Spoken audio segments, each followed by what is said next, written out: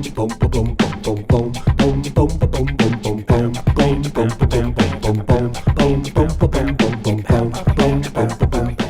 right, everybody.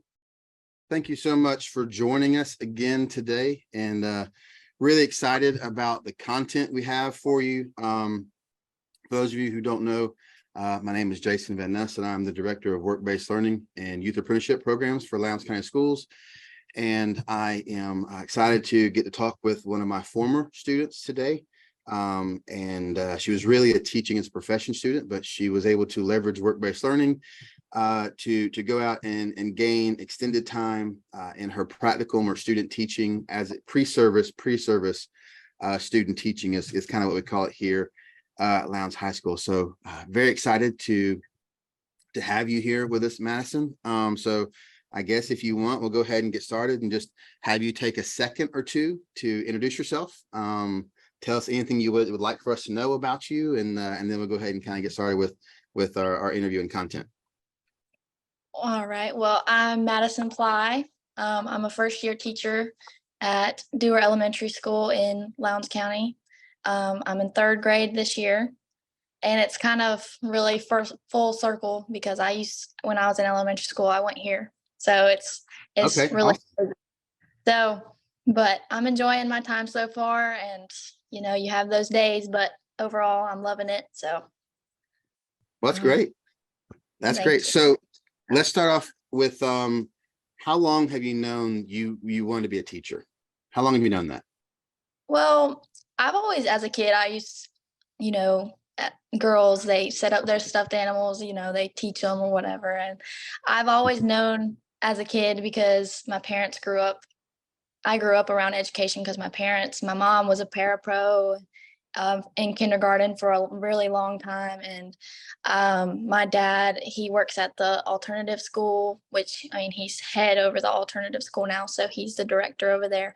So I've always kind of had it in my family. I've been around it. And I've always seen the importance of student relationships and experiencing that firsthand as a student, because I always noticed the teachers who stepped up, showed that they wanted to be there and cared. And I feel like that was what led me to the profession, is because I've always loved kids, loved taking care of them. And, teaching is something that I've always wanted to do. So that's pretty much why. Awesome. So. Well, that's great. So Yeah. Just noticed we had a little bit of a Loved kids, loved yeah, taking care of them, and teaching. No, so we just had a little bit, sorry, I forgot to press a button, so they may have missed that first part, but it'll be recorded for them. Okay. So that's my fault again. We do things on a budget here. We don't have a producer. It's just me and a friend of mine, and but they will see that part. So we basically just got through talking about how you kind of came in education, and you're able to see that your dad and mom are both in education, and so that's awesome. And thanks for that. So let me ask you this: what was your experience like? What was your experience like in high school? Like, so I mean, you mentioned that you kind of always knew playing with your stuffed animals and your dolls and teaching them and getting them together. Yeah. When you came to the high school, were you aware of the teaching as profession program? Did you know you were going to do that, or did you get here and discover that? Well, my freshman year, I didn't know anything about it. I wasn't sure. It wasn't really talked about, honestly. And then 10th grade, my sophomore year, I kind of got a little bit in the know about it that fall. And then that next semester in the spring, I started the classes for it. So Okay. I didn't really know about it until my dad had told me about it, because it wasn't as talked about as like the other pathways were. Okay. If that makes Yeah. sense. Yeah. And I mentioned to you earlier in kind of our little pre-meeting that I had read an article about there aren't a lot of students going into teaching in terms of college and enrolling in that, and those numbers are down. But there is a lot of value for us here at the high school in that program, and we're trying to build it, trying to recruit some of our students to it. And you're definitely helping us do that with the success that you've had. But let's talk a little bit about that teaching as a profession program. So for people who aren't aware, teaching as profession is a pathway in Georgia, and I'm sure other states have very similar pathways, where you are basically being taught the pedagogy, right? How to teach, taught classroom management, learning all the content of being a teacher. And then the last class, you actually go student teach as a pre-service educator. So, you know, you're student teaching before you're in college, is student teaching, but and then we put you in the classroom and you get to apply it. So talk to us just for a little bit about some of the content.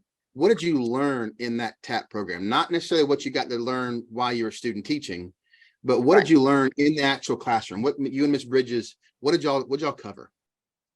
Well, in the first few classes, you talk about the history of education, like how it started, who founded, different things involved in the education program, and then as you get farther into it, you learn about teacher ethics, like what to do, what not to do, and also a really interesting thing that we talked about one time was how to determine your pay based on your education and your experience level. So how many years you've taught, how much, like your degree level.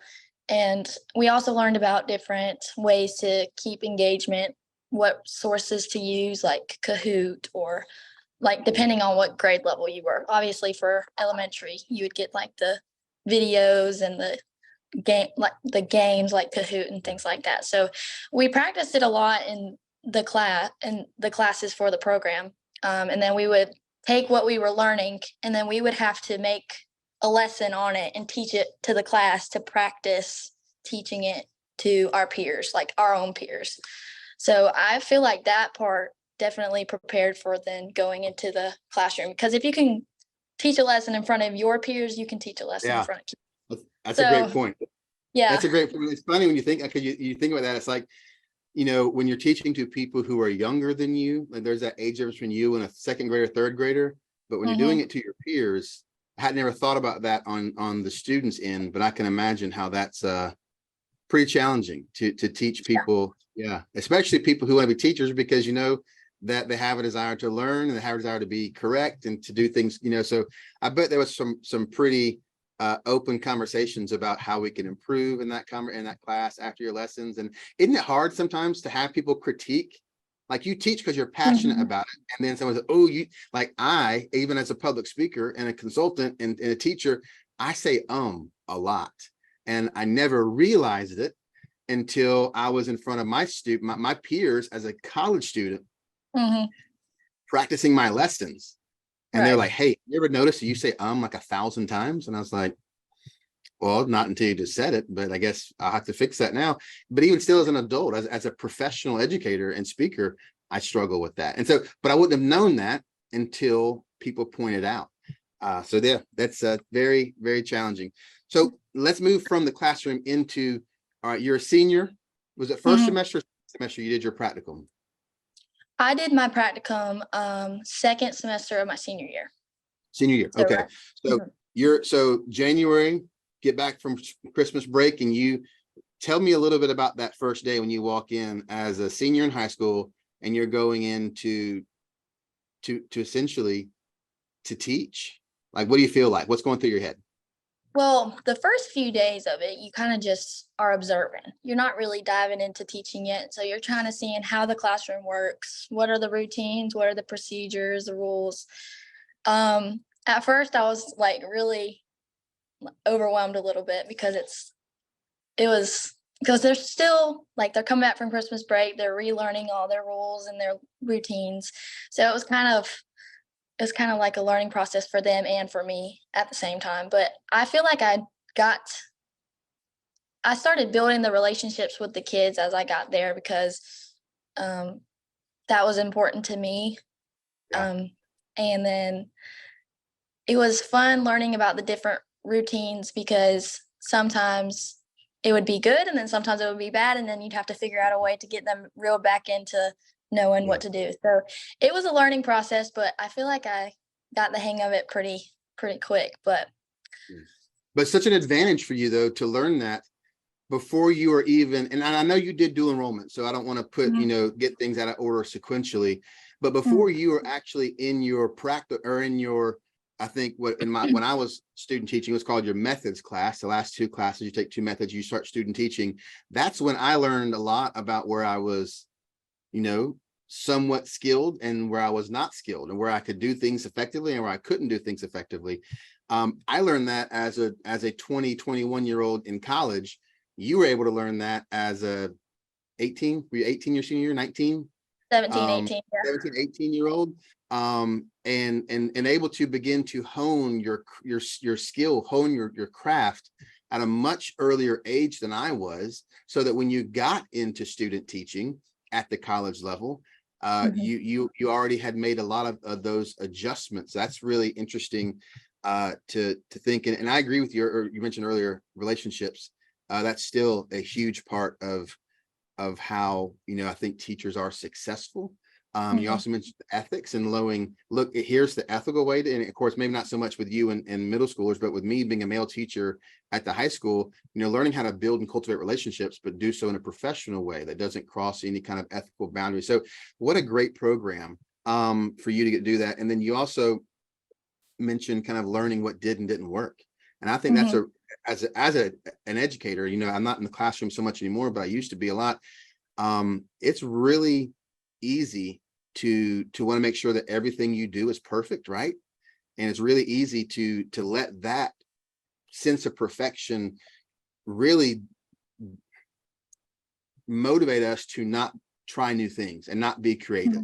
Right. Because one of the times as a teacher, especially as a new teacher, sometimes you want to do something super creative and you think it's going to be the best lesson in the world, and then the kids just don't respond to it. And you're like, oh man. And then you have to learn to punt and adjust and take it off the shelf and tweak it and put it back on until they do respond. So have you found that your first year teaching? I mean, I know you're excellent at what you do, but like, what's the first time you realize, oh wait, this isn't going to go as planned? Like this is not going to happen the way I thought it was going to happen. And maybe how did your experience as a 17, 18-year-old doing that in high school help you adjust through that? Well, I learned early on that teaching is a whole lot of flexibility. So like being able to adjust when needed and being able to work around different things. Because there was one time I was teaching a lesson on writing. Okay. And I was modeling on the board, and then all of a sudden the internet goes out, and then I have to write it on the whiteboard and then I lost all engagement there. So I was like, oh my gosh, what am I going to do? So I thought about it real quick, and I was like, everybody get a piece of paper. You're going to do it with me. So 100% flexibility. And say, I grew up as a career and technical educator. So I grew up in a computer lab. And so you would talk about a dog and pony show, like you're teaching on computers, 32 computers in your room, and the internet or the power goes out. And it's like, hey, look, now I'm a stand-up comedian. I'm an entertainer. I got to stand up, and I literally can't do anything I had planned on doing. And so that flexibility. And sometimes you plan those lessons and they just don't go the way you think they're going to go. So looking back on it now, as a student who was in our teaching profession program and then was able to extend that a little bit with work-based learning, you even did a couple of other work-based learning placements. Not couple, you did another work-based learning placement. You worked at Chick-fil-A a lot, and know that they're got some scholarships and stuff from them. So obviously you're an exceptional worker. You would have been successful anywhere you had chosen to go in and be a professional. But reflecting back on your time, like, I mean, you probably can't quantify it, but I mean, how much better of an educator are you now as a first year teacher? How much better are you now than would you have been had you not gone through the teaching profession program? What's like the biggest thing you can say? I am thankful for this program because I can do what now? I can definitely say that I am thankful for this program because I used to be so shy. Like I would struggle to talk to people, talk in front of people for sure. So I definitely feel like I've got kind of into a new comfort zone, if that makes any sense. So I definitely feel like this program starting off so early gives me more practice to speak in front of kids my age at the time, and then kids in elementary school, and even administrators and adults here. So I definitely feel like conferences. Have you had your first parent teacher conference yet? How scary are those? I've had to call parents, and those are scary, but I haven't had a conference yet. So and that's all part of it. Great. That's a good point. Yeah. Mm-hmm. That's a good point. The it it's funny is now, I mean, everything I do now is in terms of whether it's a hobby or a career or a side venture, a business I've started, involves speaking or talking in front of people. I remember taking a 0 on a class as a junior in high school because it involved giving a presentation. I literally took a 0 because I was too scared to get up in front. Now, and you know me pretty well. Can you ever imagine me being scared to talk in front of people? No. It's crazy. And but so you mentioned that you used to be shy. Can you imagine Madison Ply as a junior in high school doing a public LinkedIn live interview? I know it probably even struggled to record it and post it, let alone do it live. So I think that's fruit of what the program has been able to do for you, is to build that confidence in your skill set. So thanks for sharing that. So what's next for Madison Ply? What's next? You getting looking at masters? You're gonna stay in the classroom? You're gonna try and move into administration? And what's I know it's down the road, first year. I'm not pushing you, but like what's next for you? I plan to survive my first year, and 100%. then probably get a couple, like 2 or 3 years under my belt, and then I'll probably start my master's. Yeah. And then whatever else happens after that is just I plan to maybe try to go for more than just a master's, but as of now, master's is on my mind. So Yeah, it's a good. I learned more in my master's, in my specialist curriculum, because by that time you're specialized. Like, and a lot of times in college, and even maybe in the TAP program, it's a general education, right? Like you're learning that.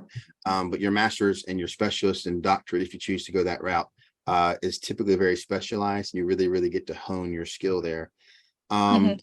So let's talk about this. And I know that you're, relatively young for a new teacher. So let's talk a little about that teacher pipeline of teaching's profession, work-based learning, and you did a ton of dual enrollment, right? I mean, you were really involved in that. So taking college classes while you're in high school for people, and I know a lot of other states have that, but it may be called something different. Georgia calls it dual enrollment. So talk about that. Like, I mean, you're able to graduate high school, and did you already have your associates when you graduated high school, or were you a couple I classes? I graduated a week after I graduated from high school, but I still had like 2 classes left to do. So I just did them in that summer after I graduated, Okay. but they still let me walk Yeah. and get my degree in a Okay. week after I graduated. So And you did that at, what was that, GM, Georgia Military College? Is that where you did that mhm, from? And Georgia then you Military. enrolled, and you went right into VSU, and right into Hmm. your teaching. You're done with your core, went right into your education program. Correct. Okay. And if you don't mind sharing, if you do, you don't have to, but you're 20 years old now, 21? I'm 20. 20, and your first year teacher at 20. So Hmm. what a massive head start. So I know you're way far away from thinking about this, but you're that means you could retire at 50.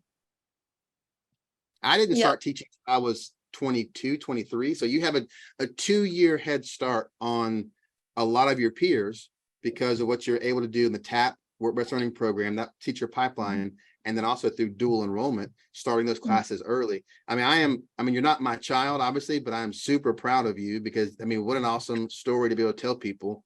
Really, really cool. So anything else you want to share with us? Anything else that you want to talk about? Tell us your, like, the maybe in our last minute or two, tell us about what's like maybe the big, like the biggest aha moment. Have you gotten that first, like, you fighting emotion when you get like a little hug from a kid, or I mean any like those little sweet moments that you've been able to experience? Because that's what drives us all as educators, is those one-on-one connections with students. We know we love teaching and seeing that light bulb, but when those kids just do that one thing that you're like, you're trying to fight back tears in class because it was so sweet. Have you had that yet? I know we're a month into it, so month and a half into Um, it. yes, I have. I was teaching a lesson, or I was reading a story going into a lesson one day, and we were sitting on my carpet. I was reading it, and all of a sudden, I have one of my kids go, "I love you, Miss Ply."